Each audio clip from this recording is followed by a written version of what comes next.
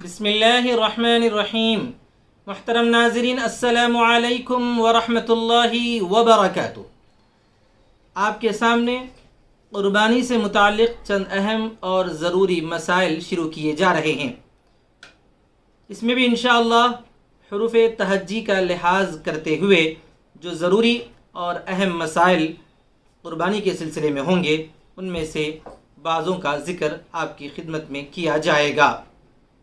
سب سے اہم مسئلہ ہے آنکھ کے متعلق۔ ایسا جانور جو اندھا ہو یا کانا ہو، یعنی ایک آنکھ کا اندھا ہو یا کسی بھی ایک آنکھ کی بینائی تہائی چلی جائے تو ایسے جانور کی قربانی درست نہیں ہے۔ قربانی کا وہ جانور بالکل بے عیب ہونا چاہیے۔ اگر کسی بھی جانور کے اندر، چاہے وہ بکرا ہو، چاہے بیل ہو، بھینسا ہو یا اسی طرح پر اونٹ، اگر عیب دار ہو تو ایسے جانور کی قربانی جائز نہیں ہوگی، اس لیے کہ قربانی در حقیقت اللہ تبارک و تعالیٰ کے لیے نذر ہے، نیاز ہے، لہذا عیب دار جانور اللہ تعالیٰ کی راہ میں قربان نہیں کیا جا سکتا۔ دوسرا مسئلہ ہے حروف تہجی الف سے شروع ہونے والا کہ اجازت حاصل کرنا، یعنی ایک آدمی دوسرے کی جانب سے اگر قربانی کر رہا ہو تو جب تک ان سے اجازت نہ لی جائے تو وہ قربانی ادا نہیں ہوگی۔ مرحوم کی طرف سے قربانی کرنے کا مسئلہ بالکل الگ ہے، وہ نفل قربانی ہوتی ہے تو وہ ادا ہو جاتی ہے، لیکن باحیات آدمی کی طرف سے اگر قربانی کوئی کرنا چاہتا ہے تو ان کی اجازت حاصل کرنا ضروری ہے۔ مثلا شوہر اپنی بیوی کی قربانی کر رہا ہو تو بیوی سے اجازت لے لے، اسی طرح بیٹا اپنے والد یا والدہ کی جانب سے قربانی کر رہا ہو تو ان سے اجازت حاصل کرنا ضروری ہے، بغیر اس کے جن کی جانب سے قربانی ادا کی جائے گی ان کی اطلاع کے بغیر قربانی ادا نہیں ہوگی۔ اس کے بعد ہے حروف تہجی الف ہی سے افضل جانور کون سا ہے۔ جیسا کہ ابھی میں نے عرض کیا ہے کہ اللہ تبارک و تعالیٰ کی راہ میں قربان کیا جانے والا جانور بے عیب ہونا چاہیے۔ پھر افضل بات اگر آئے تو در حقیقت وہ نہایت فربا ہو، گوشت والا ہو، اچھی خاصی چربی والا ہو، ایسا جانور افضل ہوگا۔ اسی کے ساتھ ساتھ ایک اور اہم مسئلہ یہ ہے کہ نر جانور کے مقابلے میں مادہ جانور زیادہ افضل ہے۔ مطلب یہ ہے کہ بکرے کے بجائے بکری زیادہ افضل ہوگی۔ ویسے بکرا بھی جائز ہے، لیکن مسلمانوں میں ایک بات یہ چلتی ہے کہ لوگ سوال بھی کرتے ہیں کیا بکری کی قربانی جائز ہے؟ نہ صرف یہ کہ جائز ہے بلکہ بکرے کے بنسبت زیادہ افضل ہے۔ اس کے بعد اور ایک مسئلہ ہے اونٹ کی قربانی کے تعلق سے۔ اونٹ میں بھی 7 افراد شریک ہو سکتے ہیں۔ بعض فقہاء اکرام فرماتے ہیں کہ اونٹ میں 10 حصے کیے جا سکتے ہیں، 10 آدمی شریک ہو سکتے ہیں، لیکن فقہاء احناف کا یہ قول ہے کہ اونٹ میں بھی صرف 7 آدمی شریک ہو سکتے ہیں۔ اور اجتماعی قربانی کے تعلق سے جو بات ہوگی وہ آپ کی خدمت میں رکھی جا رہی ہے کہ اجتماعی قربانی کا جہاں تک معاملہ ہے اس میں بہت زیادہ احتیاط کی ضرورت ہے۔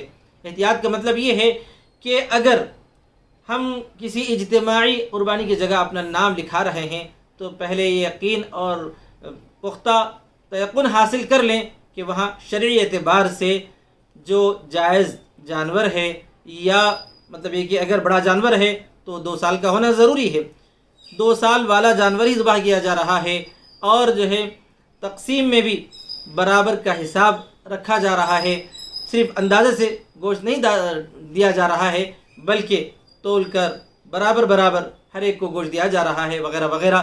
اسی طرح پر تمام مسائل کا اچھی طرح وہاں لحاظ رکھا جا رہا ہے، تبھی اجتماعی قربانی میں شریک ہو سکتے ہیں۔ اس کے بعد ایک مسئلہ ذکر کیا جا رہا ہے ایصال ثواب کے لیے قربانی کرنا۔ جیسا کہ ابھی عرض کیا گیا، مرحوم کی جانب سے بھی قربانی کی جا سکتی ہے، اسی کو ایصال ثواب کی قربانی کہتے ہیں کہ نفل قربانی کرتے وقت میں یہ نیت کر لینا کہ اس کا ثواب ہمارے فلاں مرحوم کو پہنچ جائے، اس کی اجازت ہے۔ بلکہ ایسا نفل جب نیت کرتے ہیں تو اس وقت ایک ہی آدمی کی نیت کرنا بھی ضروری نہیں، ایک سے زائد کو بھی نیت میں شامل کر سکتے ہیں اور یہ نفل قربانی ادا ہو جائے گی۔ اس کے بعد حروف تہجی بے سے شروع ہونے والا مسئلہ بھینسا یعنی جس کو ہم ہمارے یہاں کے ماحول میں کھلگا کہتے ہیں، اس کی قربانی بھی بلا کراہت جائز ہے۔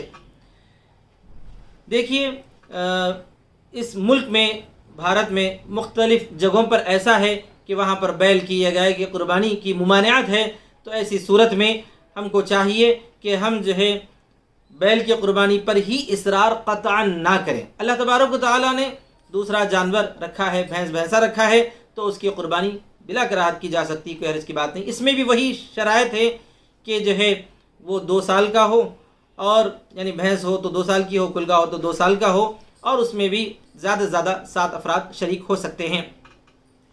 پالا ہوا جانور یعنی ایسا جانور جس کو ہم اپنے گھر میں پال رہے ہیں، اس جانور کی قربانی بھی بلا کراہت جائز ہے۔ اور اہم بات یہ ہے کہ جس جانور سے ہمارا زیادہ تعلق ہوگا، جب ہم اس جانور کو اپنے گھر میں پالتے ہیں، پوستے ہیں، تو جو ہے گھر والوں کے ساتھ اس کا بہت زیادہ قریبی تعلق ہوتا ہے، تو اس سے ایک طرح کی جو ہے محبت قائم ہو جاتی ہے۔ پھر اگر ایسے جانور کو ہم اللہ کی راہ میں قربان کریں گے تو جو ہے بنسبت اور جانوروں کے یہ اور زیادہ ہی افضل ہوگا۔ بہرحال پالا ہوا جانور کی قربانی نہ صرف کہ جائز ہے بلکہ بہتر ہے۔ پھر اس کے ساتھ ساتھ حروف تہجی جیم سے کچھ مسائل کہ جانور کی عمریں کیسی ہونی چاہیے۔ بکرا، بکری، بھیڑ، دمبا وغیرہ، اس کی عمر 1 سال مکمل ہونا ضروری ہے۔ اگر بھیڑ، دمبا وغیرہ جو بہت زیادہ جو بالوں والے ہوتے ہیں، جس کو ہم پوٹلا وغیرہ کہتے ہیں، اگر وہ بہت زیادہ فربا ہو، تندرست ہو، چربی والا ہو کہ 1 سال کے برابر نظر آ رہا ہو تو اس کی اجازت ہے۔ لیکن جو بکرا ہے، جو ہے ہمارا گھروں میں پالے جانے والے جو بکرا، بکری وغیرہ ہے، یہ اگر زیادہ موٹا رہا تب بھی 6 مہینے کا کافی نہیں ہے، مکمل 1 سال کا ہونا ضروری ہے۔ اور بیل، گائے، بھینس، بھینسا، کلگا، اس کی عمر جو ہے 2 سال ہونا ضروری ہے، اور اونٹ 5 سال کا ہونا ضروری ہے۔ اس کے اندر جو ہے ایسا نہیں ہے کہ بیل اگر 2-4 مہینے کا کم ہے لیکن 2 سال کا جیسا نظر آ رہا ہے، جیسا کہ آج ہی ایک صاحب نے مسئلہ پوچھا کہ جو ہے ایک بیل ہے پاڑا، لیکن وہ جو ہے 2 سال مکمل نہیں ہوئے، 1-2 مہینے باقی ہیں، لیکن اچھا تندرست ہے، فربا ہے، گھر کا پالا ہوا ہے، کیا اس کی قربانی کی جا سکتی ہے؟ بالکل نہیں کی جا سکتی، 2 سال مکمل ہونا ضروری ہے۔ اسی طرح پر بکری کے اندر بھی 1 سال کا مکمل ہونا ضروری ہے، اس سے کم میں قربانی نہیں کی جا سکتی ہے۔ اس کے بعد حروف تہجی خے سے ایک مسئلہ ہے خسی جانور، یعنی ایسے جانور جس کے فوتوں کو دبا دیا گیا ہے، یہ نکال دیا گیا ہے۔ اس کا مقصد یہ ہوتا ہے کہ جانور جو ہے خوب گوشت والا ہو اور جو ہے اس کے اندر نرمیاں، اچھا گوشت وہ کھا سکتا ہے، تو ایسے خسی کیے ہوئے جانور کی قربانی نہ صرف کہ جائز ہے بلکہ افضل ہے۔ خسی کرنا جانور کے اندر، یعنی گوشت والے جانور کے اندر عیب نہیں ہے، بلکہ یہ اس کے اندر جو ہے گوشت میں اضافے کا ذریعہ ہے، لہذا یہ جانور بہتر ہے۔ بعض جانور وہ ہوتے ہیں جن میں دانت بالکل نہ ہوں، تو ایسے جانور کی قربانی درست نہیں ہے۔ اگر دانت آئیں لیکن ٹوٹ گئے ہوں تو دیکھا جائے کتنے ٹوٹے ہیں، اگر تہائی یا اس سے زیادہ ٹوٹ گئے ہیں تو پھر جو ہے ایسے جانور کی قربانی درست نہیں ہوگی۔ اس کے بعد اور ایک مسئلہ ہے دال سے شروع ہونے والا، دم نہ ہو، یعنی کوئی جانور ایسا ہے کہ جس کو دم ہے ہی نہیں، تو پھر اس کی قربانی درست نہیں ہوگی۔ اگر کٹ گئی ہو تو دیکھا جائے کہ تہائی سے 1/3 سے اگر کم کٹی ہوئی ہے تو کوئی حرج کی بات نہیں، 1/3 سے زیادہ اگر کٹی ہوئی ہے تو پھر ایسے جانور کی قربانی درست نہیں ہے۔ بعض جانور ایسے ہوتے ہیں پوٹلا، دمبا وغیرہ، جن کی دم بالکل چھوٹی ہوتی ہے، پیدائشی چھوٹی ہوتی ہے اور وہ زیادہ بڑی نہیں ہوتی، تو وہ جو ہے کوئی عیب نہیں ہے، بالکل ہی دم نہ ہو تو یہ عیب ہے۔ ایک اور مسئلہ یہ عرض کیا جا رہا ہے کہ جس جانور کی قربانی کی جاتی ہو اس کا دودھ نہیں دوہنا چاہیے۔ مثال کے طور پر کسی نے جو ہے بھینس خریدی قربان کرنے کے لیے یا بکری خریدی قربان کرنے کے لیے، تو اس کا دودھ نہیں نکالنا چاہیے۔